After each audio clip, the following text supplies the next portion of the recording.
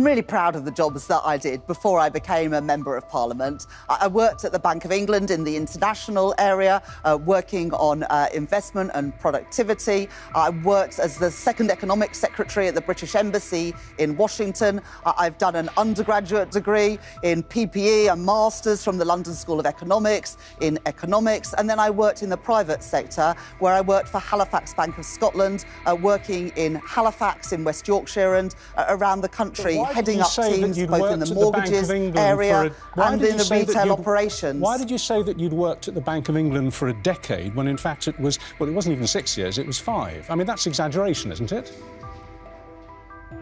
Well, I worked at the Bank of England for 6 years, between 2000 and 2006. I was employed by the Bank of England, including I spent just over a year at the British Embassy working in the economics section. Why did you say it was a decade? Rachel Reeves has recently become the centre of a major political debate after inaccuracies were discovered in her public biography on Who's Who.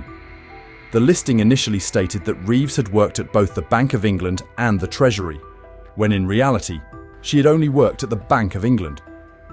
This discrepancy has raised serious questions about transparency in her career, particularly given her crucial role in shaping the country's financial policies.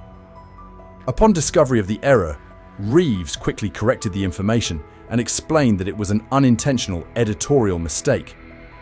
The Labour Party also rushed to defend her, insisting that the mistake had no bearing on her ability to lead the country's finances. However, this did not prevent strong backlash from opposition parties. The Conservative Party immediately seized the opportunity to question Reeves's credibility, arguing that if a Chancellor of the Exchequer could make such an error in her personal records, how could the public trust her to manage the national budget? Reform UK joined in the criticism, framing the incident as a sign of a broader lack of transparency within Keir Starmer's government. Additionally, a BBC investigation uncovered that Reeves had worked at Halifax Bank of Scotland, HBOS, before the global financial crisis and had been involved in some controversial financial decisions. Internal documents suggest that Reeves may have exaggerated her role in key financial decisions, further fueling concerns about her transparency. With the general election fast approaching, this controversy could impact Labour's campaign strategy, particularly as voters scrutinise the economic credentials of competing parties. Mounting pressure over budget cuts. Beyond the controversy over her personal record, Rachel Reeves is also under mounting pressure over her budget-cutting plans. Committed to maintaining fiscal discipline, Reeves has proposed slashing departmental spending by up to 11% to ensure adherence to strict fiscal rules. One of the most significant changes in her plan is the elimination of a £9.9 billion contingency fund from the October budget, leaving government departments with little financial flexibility to handle emergencies. Reeves has defended these measures as necessary to prevent rising public debt and ensure economic stability. However, the plan has faced strong opposition. Economic experts warn that deep cuts could negatively impact public services, including healthcare, education, and social welfare. The public fears these measures could lead to a new wave of austerity, similar to the policies previously implemented by Conservative governments. Additionally, pressure from trade unions is mounting, with public sector representatives warning that if the government does not guarantee fair wages, further strikes could erupt.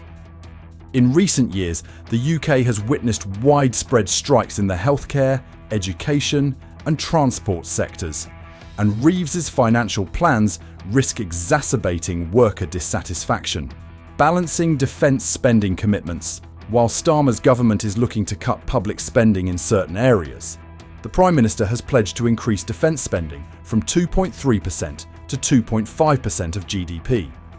This move is aimed at strengthening the UK's military capabilities and signalling commitment to NATO allies, particularly amid growing global conflicts. However, many analysts point out that no concrete roadmap has been provided for how this commitment will be implemented. Reeves has been cautious when addressing the issue, emphasising that any increase in spending must be carefully considered within the current fiscal landscape. Raising the defence budget could place additional strain on other departments, especially those not classified as protected, such as local government and welfare programmes. This leaves Starmer's government facing a major challenge: how to strike a balance between spending commitments and fiscal targets. As Labour navigates these economic and political hurdles, the coming months will be critical in determining whether Starmer and Reeves can maintain public trust, or if these controversies will weaken their position ahead of the general election. Impact on Labour's election campaign. Despite the controversies surrounding Rachel Reeves, Keir Starmer has reaffirmed his support for her, pledging that she will remain as Chancellor of the Exchequer until the next general election. This signals Starmer's confidence in Reeves's economic management skills and serves as a message to voters that Labour remains committed to its financial strategy. However, the Labour Party must be cautious in how it communicates its message. With intense scrutiny from both the public and opposition parties, Starmer and Reeves will need to provide clear and convincing explanations of their economic strategy. Failure to do so could leave them vulnerable to attacks from opponents who may use the controversy over Reeves's personal record and budget cuts as key weaknesses in the upcoming election campaign. Rachel Reeves is under significant pressure both inside and outside the government.